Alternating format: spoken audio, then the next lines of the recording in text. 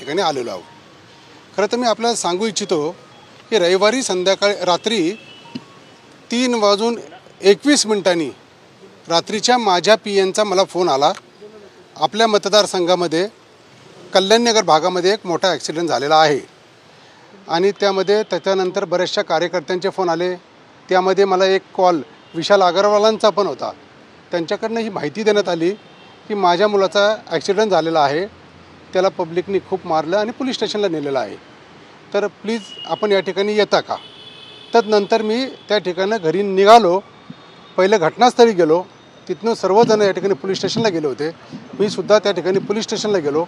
Police स्टेशनला गेले असता त्या ठिकाणी PI साहेब अवेलेबल नव्हते। तर मी तिथं माहिती घेतली असता त्यांनी म्हणले साहेब आता बाहेर गेले। तर मी त्यांना फोन लावला, त्यांच्याकडनं माहिती मिळाली की जखमींना घेऊन त्या ठिकाणी ते हॉस्पिटलला गेलेले आहेत।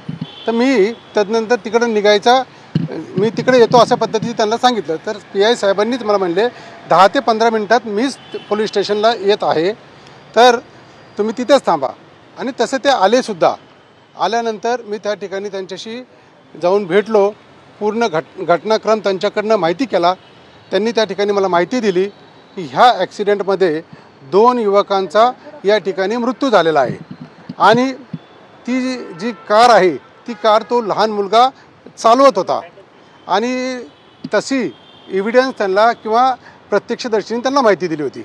तर अशा या केसमध्ये आपल्याला गुन्हा दाखल करावा लागेल असं त्यांनी मला याची पूर्ण माहिती दिली।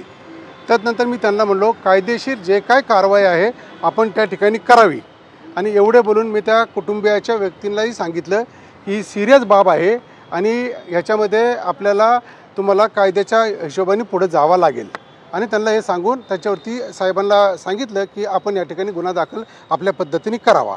तुमच्यावरती जे काही ज्या पद्धतीने आरोप लावला, मी अजून एक सांगू इच्छितो की काही लोक या ठिकाणी पब संदर्भात बोलत होते। आपल्या माध्यमातून पण मी विधिमंडळामध्ये बऱ्याच वेळा ह्या पब संदर्भातली आवाज उठवलेला होता।